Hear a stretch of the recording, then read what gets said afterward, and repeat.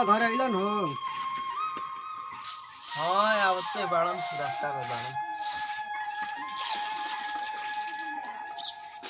तनी चाय बनई ह त रुक जाई बनावत नहीं।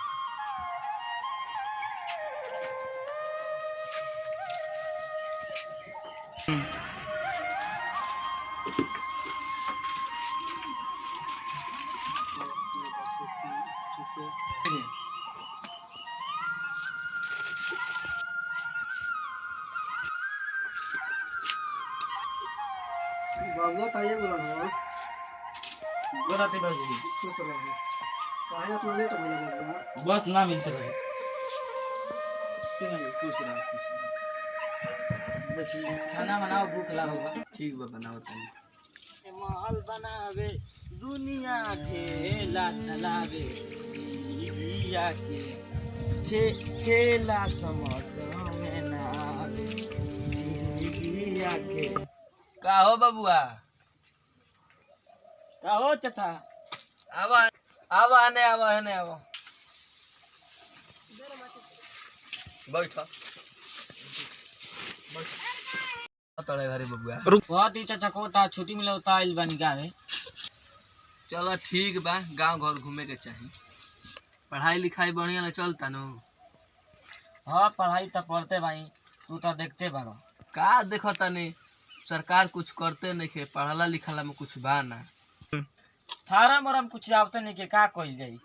एजे रह के कुछ खेती बधारी कर हमनी के संगे रह के एकरा से गुजारा हो जाई। पढ़ला लिखला में कुछ बा ना और सही समय व्यस्त में जीवन बेकार हो जाई। बुझाइल कि ना? ठीक बा चाचा अब हम चल तनी। हाँ ठीक बा जा जौन कनिया तो याद रखिए। हाँ ठीक बा। ए मम्मी एगो पापा से कल के लैपटॉप किनवा दो ना।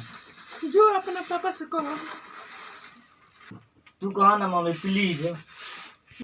कहा तन्नू के हमारे से मत कहो अपन पापा से कहो।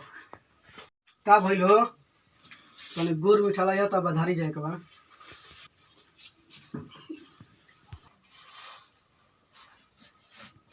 बबुआ देखी कहता ना लैपटॉप किने के ली रौरे बतिया ले। का होई लैपटॉप रे? तोर दिनों पे दिन फरमाइश बढ़ जाता। जरूरत नहीं है कौन लैपटॉप के? ये रहो ऐसे पढ़ लिख या खेती के काम कर ना तो बकरी फार्म खोल। कोई जरूरत नहीं है तोर।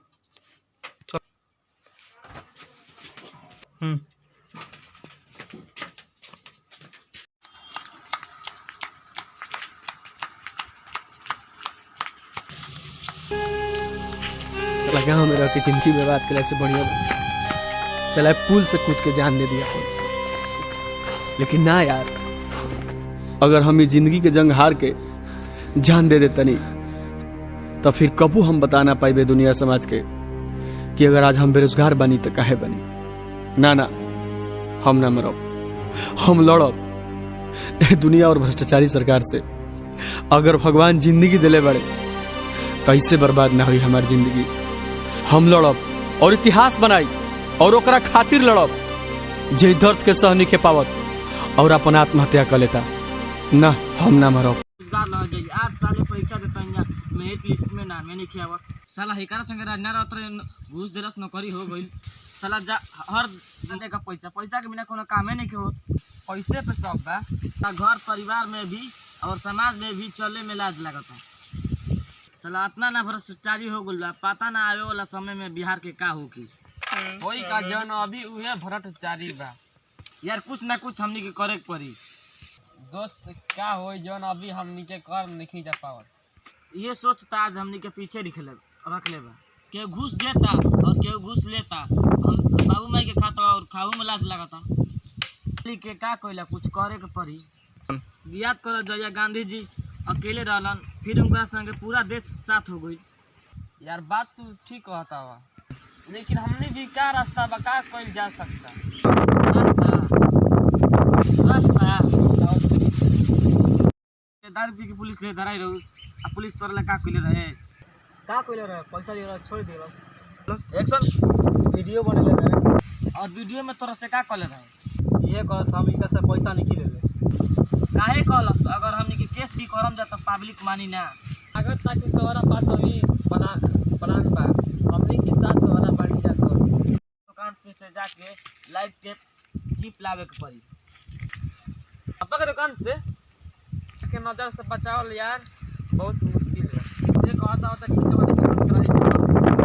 ठीक बा, हमनी के सब आदमी बचपन के दोस्त हो जाए और हम ई नहीं की चाहत कि और दोसर कोई आदमी ई मिशन में ऐड होके, लेकिन हमनी के टीम बहुत छोट बा, बहुत काम करना, लेकिन हमनी के ई मिशन में टेक्नोलॉजी यूज कइल जाई और उ चिप सब कोई के अंगूठा के पैर में लागल रही, से लागल रही कि और कोई खतरा में बा हमनी के पता चल जाई कि के कहाँ बा और कैसे बा।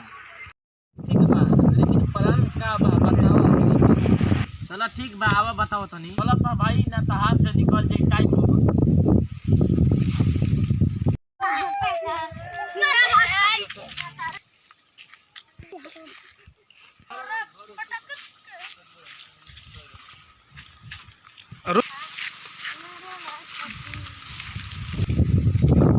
अरे ये तोनी के पार्क हो, ये जे का करत तो ये तोनी गार्डन हो। अरे संता बंता बन के घुमत ना हटलो सही जले। कहो भैया काया तना कसिया तलो सही ना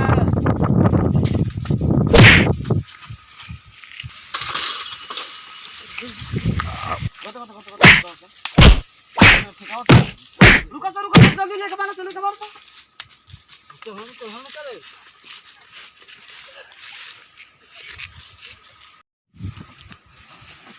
अरे तोनी के चिरत नहीं सामरा हम के है। रंजन कुमार, रवि कुमार, विकास कुमार, रघु कुमार, संजू कुमार का इते पांचों लइकन के जान थड़े।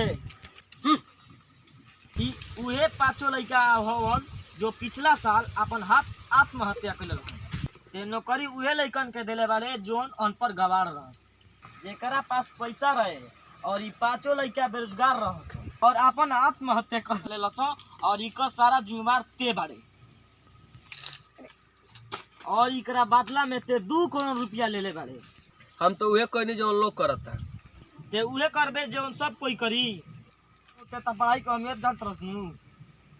ई देश में सबे पढ़ा लिखल लइके, अगर आज ते चले रहते तो पांचों लइका उ आज जिंदा रहता एक्शन और नौकरी करता, लेकिन तू उहे कइले जे सब लोग करता और ते घूस ले ले।